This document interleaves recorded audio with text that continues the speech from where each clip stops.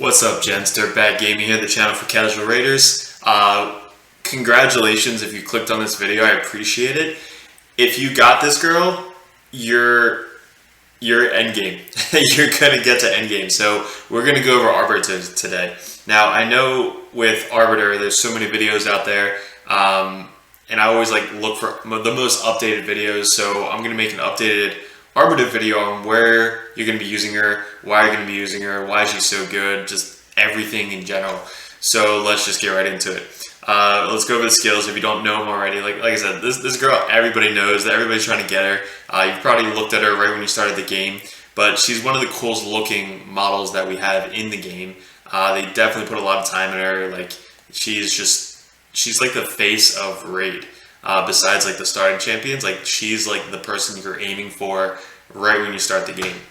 So if you get her, congrats, that's awesome. So she's got an A1, which is a 2-hitter, has a 30% chance of placing 25% weaken debuff for 2 turns. So most of my characters aren't fully booked. Her, obviously there's no books in her. I got her really just to get her and kind of help me through everything and be a reser for my team. But A1 is a 2-hitter, so that's always good when you have multiple hits on A1 and it applies a weaken.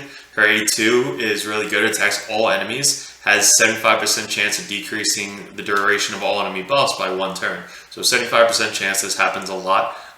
You can book it up to 100% chance, but you need accuracy to do this, and she's not being brought there for DPS. She's kind of being brought as a utility piece to speed up your guys, res your guys, and be very tanky in PvP and PvE. Her A3 is really also good. All of her spells are good. Fills the turn meters of all allies by 30%. It's the fastest turn meter boost in the game. Places a 50% increased attack buff on all allies for 2 turns, and heals all allies by 25% of their max HP if they have less than 50%. So usually you res them, which then just will get to go again, and then you heal everybody up by an additional 25% and place, it's just everything in one. You can get this down to a 3-turn cooldown. I have it a 4-turn cooldown, but this is a very good skill. And what helps is with this skill, her A4, she gets to revive everybody by 35% HP, so it's under that 50% threshold. And then she gets to use this spell, which then she gets to heal them and boost up their turn meter. So anybody who survives, she gets to revive allies, then she gets to go again, or she boosts up a turn meter for the people that didn't die, res the people that did die, and then you get it boosted up again. So you're boosting up a turn meter by 20% and an additional 30%. So if they kill one of your guys on the arena team, you res them back up, she goes again, you boost again, so now you just get a 50% turn meter boost just from one of you guys dying. It's awesome. So that's really good. So this and this in PvE, if nobody dies, she is just boosting your guys' turn meter as much as possible. Her aura is one of the best in the game. It's 30% increased speed in the arena. Not going to be used outside the arena for the speed aura, but she's your speed lead. Once you get her, she's your PvP champ for then on out. Her masteries, this is kind of what I was talking about, because a lot of people have older masteries where it might be for PvP, or PvE, clan boss, because when I first got her, she was my clan boss and dungeon champion. Now she's mainly just my PvP booster. So we went with the defensive and support tree. This tree is built to just get turn meter boosts. So this one right here gets an extra 50% resist, because I built her very, very tanky. We have a counterattack, happens every once in a while. 50% increase the turn meter. So this is what you need it for. Has a 50% chance to increase the turn meter by 15% when an ally is attacked with a critical hit. So you want her to go as fast as possible. Anytime somebody's critical hit, she gets to get a turn meter increase. Will only increase turn meter once if the ally sees. So once somebody gets crit, you get to boost up the turn meter. She's, again, just really tanky. I try to build as tanky as possible. And then this one right here, increases speed 8% for each dead ally, stacks up to 24%. So anybody who dies, she's just adding speed to herself to kind of boost up as fast as possible. I needed this Lore of Steel because she has a 3-piece set of speed, so it just boosts up her speed even more. This helps anytime you attack somebody with an A1, it's going to decrease their turn meter. So let's say you're facing somebody with a Torment and an Arbiter, it's very, very tough. If your Arbiter is faster, you get to kind of go in with an A1, hit their Arbiter, then hopefully it decreases the turn meter, and then your person who goes second gets to kind of do whatever he has to do. Like, because if you speed boost on a Torment, you're screwed. And then all these other ones, again, just help with the speed boost and stuff like that. And then this just tries to get as much resistance as possible for the arena. I didn't go this route just because I went with this route before, and she's not there for damage. She's there to support your champions, get your champions to the bosses, and then defeat the bosses. So, what gear do I have on her? This is what you're going to want to do. When you get an Arbiter, first off, congratulations. You're going to want to take the fastest gear you have off of everybody else and put it on her. Now, how you do that is you go to here. You do a filter option. So we're going to filter and then just go substats, speed, and then equipped. Because everybody who has the gear that has the best speed, go to there. Then you want to go down to your speed. And then anybody who has the fastest speed, like you're just going through looking for speed, then you equip it to your Arbiter. That's starting off. Eventually you're going to get the pieces that you really want. Like with her, I have defense gloves. Perfect, and it happens to be my fastest speed lead. So that's really good for her. Defense chest piece, really good, really fast speed. And then obviously 45% speed boots with not crazy stats. But 45% boots, that's awesome. Now these, you just want speed, and speed. Accuracy if you want to kind of land that thing, but mainly you're focused on the speed with her. Once you get past towards like end game, then you can start customizing, like, all right, I need defense, all right, I need HP, whatever it may be. But starting off, you just want the fastest speed gear on your Arbiter. Usually in the arena, if you go first, you win. That's the meta right now. So that's kind of what you're looking for. You already saw all these, but with the rings, you can kind of customize it, whatever you're needing. If you're needing more HP, get more HP. For her, I just want her as much defense as possible. So we went with defense ring and 20% HP roll, which is really good. For this, we got defense with some accuracy. The neck isn't the best percentage stats. It's really just crit damage for the percentage. So if you want to get more HP, get more HP. If you want more defense, get more defense. But this just had more accuracy. And then this had the fastest speed for my banner. I luckily rolled a 3 on my banner, and I was lucky enough for it to be a defense banner. So I was like, this you can't beat it. I can get that +4, maybe to a +5 or a +6 with the speed, but I didn't want to waste any glyphs because speed glyphs are very hard to get. So total stats on my Arbiter. Everyone has one, but this one's mine. It's 41,000 HP, not bad. 3.8 thousand defense, which is pretty good. 323 speed. I wish that was higher because sometimes I still get beat in the arena. But if you're getting over 300 speed, if you're in the gold 1, gold 2, gold 3, that's going to be plenty of speed. Once you get to the gold 4, gold 5, you're going to want to get above the 300 threshold. And how you do that, you just keep farming dragons, keep getting that speed gear, and eventually you're going to get the gear that you really want. And once you put on Arbiter, you're good to go. 35 crit damage, not there for damage, 100% crit damage. Resistance, I'm trying to get this higher. Once I am good with my the haul, I'm going to put all the resistance into my Void champions. So she's going to have an extra 80 resistance once I get the Great Haul up. So extra 80 resistance will get up to 260, not bad. And then accuracy is only about 165. So not a ton of accuracy, but again, it does land the A2. Yeah, A2 a couple times to kind of take away some people's buffs. So that's everything I have with Arbiter. Let's throw her into some PvP. That's really quick. Once you get the PvP and you have her, level her up, get her as good as possible, and then get the best gear you have on her as quick as possible. So again, once you're first, you win. So let's throw her into this hard team. I lost this team the other time because I'm trying to make a Lightsworn video, so check that video out. But let's throw in her, and let's see if I'm faster than this team. Again, if you're faster, you usually win. That's kind of the goal. So let's see what we got. I'm faster. So she is going to always do this on auto to boost the turn meter. So look, everybody's turn meter got boosted 30%. So if you're at 100%, they're at 100%, and you go first, your guys are now at 130%, which now you're first. So even though you were both 100%, your guys are now 130%, so you go before they do.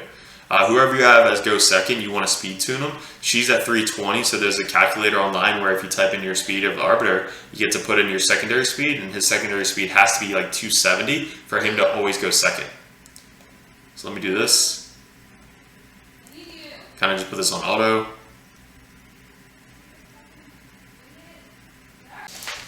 Okay, and we're back. So you notice that she does what you want her to do. So this team right here, very, very good team. She steals your turn meter and boosts the turn meter. So again, if this team is first, you're almost always going to lose. Their attack power isn't that high, but you don't really need a high attack power if you have really DPS or champions. All right, so I'm first. So she's going to boost this up. You're going to do your Basher. I just got his full masteries going, so he's 400 accuracy. Do this, and then she just nukes everybody down. So, yeah. Dead. Alright, cool. So that's her in PvP. You guys kind of know what she's going to be doing for you in PvP. She's so tanky that, or you want her tanky, so that way if you don't go first, you might be able to survive, because if they kill your team, you can then res up and boost back up again, and then kind of hopefully get to go. So that's kind of why you really want her to be tanky in PvP. Now, PvE wise, if you just got her and you're clicking on this video, you can run her in everything. She's a void champion, so she can be good in literally every part of this game. She's going to help you get your mastery. She's going to help you with the ice golem. She's going to help you with the spider. She's going to help you with the dragon. She's going to help you with this guy. Like, she's going to get you to the boss. That is her job. No matter how long it takes you to get to the boss, she's going to get you there, and she's going to res up all your guys. She's going to help you get 3 stars on everything. She's going to help you get 3 stars on the campaign. Like, whatever it is you're looking for, she's going to be there for you. You don't need the masteries to be like Giant Slayer or anything like that. If you do my masteries, you can be utility piece. You can just be there just to be there. If we throw her in dragons, you know she's not going to do a ton of damage, and she's not a good lead on the dragon because of it's arena. So let's just throw her into this. So none of my guys are probably going to die because they do so much damage. I probably should take somebody out and put somebody weaker in. But you know, she boosts up, gives everybody an increased attack, which is always good. And then her next thing, she'll speed back up again. So even though nobody's dead, it does boost the turn meter of all your guys again. So she has 2 turn meter boosts. And then let's say somebody does die, then she'll be able to res them and then go again. But so she just boosted up again. Let's get to wave 2. So wave 1 was 27 seconds.